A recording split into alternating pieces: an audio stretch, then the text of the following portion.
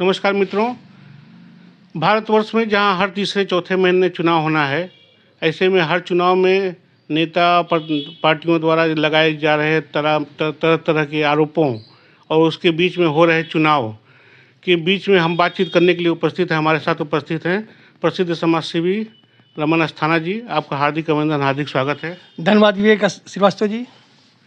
आज आपके इस कार्यक्रम में आपका स्वागत करते हुए आपसे पूछना चाहते हैं कि अभी पश्चिम बंगाल में जो आने वाला समय में चुनाव होना है, उसको लेकर जो सरगर्मी चल रही है, उसके पर आपका क्या कहना है?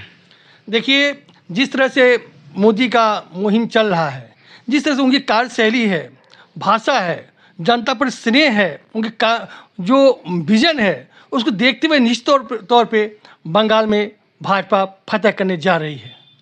केंद्र सरकार के ऊपर आरोप है कि ये अपने लाभ के लिए किसी भी हद तक जा करके विपक्षियों को परेशान करती है, उसके ऊपर तमाम तरीके के आरोप लगाती है। इसके बारे में जनता धृतराष्ट्र नहीं है, आंखें बंद नहीं की है। जनता एक एक चीज़ पर नज़र रख रही है। सोशल मीडिया है, प्रिंट मीडिया है, लगातार वॉच कर रही है।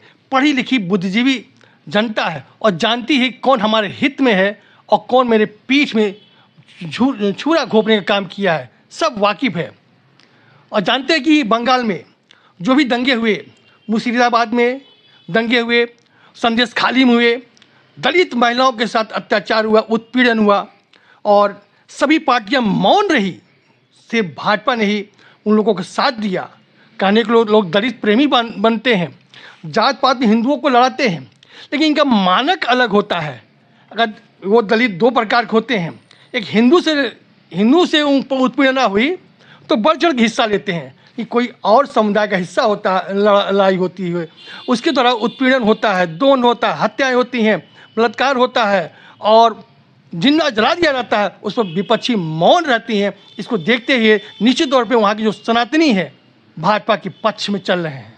जिसे लोगों का ये कहना है कि मोदी सरकार या केंद्र सरकार के जितने भी क्रियाकलाप हैं, उससे विपक्ष को केवल परेशान किया जाता है, डिस्टर्ब किया जाता है, उनको जांच एजेंसियों द्वारा फंसाया जाता है, तमाम तरीके का आरोप लगाया जाता है।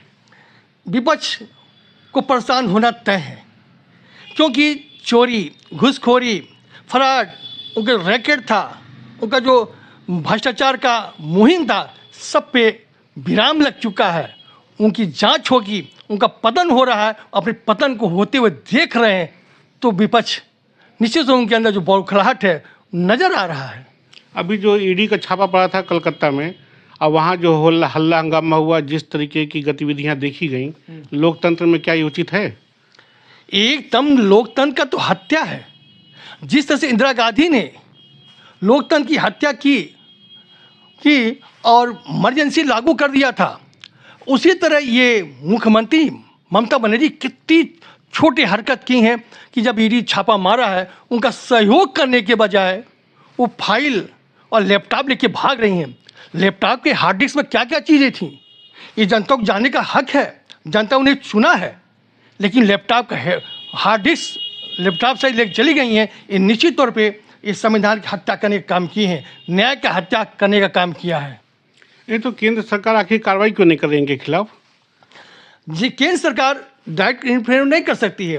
एक जांच एजेंसी है, ईडी है, वो अपना काम करेगी। इसमें समय लगता है, लेकिन परिणाम निश्चित निकल के आता है, ताकि दूध का दूध और पानी का पानी हो सके। इस सरकार पर यह भी आरोप है कि कितना बड़ा भी दोषी हो, कितना बड़ा भी भ्रष्टाचारी हो, अगर ये सरकार में बीजेपी ज्वाइन कर ले तो उसके सारे दोष माफ हो जाते हैं।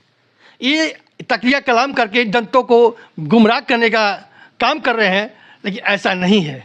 जनता देखिए कि किस तरह से आज़ादी से लेकर आज तक 70 सालों में कांग्रेस ने किस तरह से सनातनियों का, गैर हिंदुओं का उत्पीड़न किया है, किस उनके खिलाफ कार्रवाई की है, सब जनता वाकिफ़ है। अब जनता 80% जनता मुहिम बना चुकी है।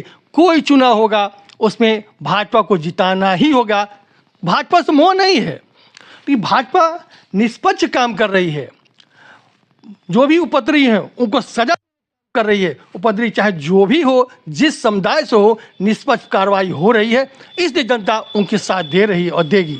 अच्छा, पश्चिम बंगाल में जो आने वाला चुनाव है, उसके नतीजे को आप कैसे देखते हैं? ये नतीजा तो ममता बनर्जी के चेहरे पे दिख रहा है, उनके सीकन देख रहा है, उनकी भाषा शैली दिख रहा है कि जनता किस तरह से आवाज़ उठा रही है। और सभी लोग नरेंद्र मोदी जी को तो एक भगवान का दर्जा देकर चल रहे हैं कि भगवान के रूप में वो विराजमान है, हमारे शुभचिंतक हैं, जनता के शुभचिंतक हैं, बिना भेदभाव किए सभी चीज़ों पे सबका अधिकार, सबका साथ, सबका विकास पे काम हो रहा है। इस जनता उनके साथ है, भाजपा चुनाव जीतेगी। धन्यवाद रमन जी। ये थे रमन अस्थाना जी, जो अपनी बेबाक राय रख रहे थे। निश्चित तौर पर लोकतंत्र में कुछ ऐसी गतिविधियां होती हैं जिनको जनता लगातार देखती रहती है।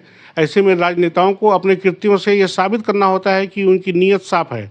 लेकिन विगत दिनों जिस तरह की घटनाएं देखी गईं, इस पर सवाल या निशान उठ रहा है। इस पर बातचीत करने के लिए रमन जी आपका हार्दिक धन्यवाद है। धन्यवाद।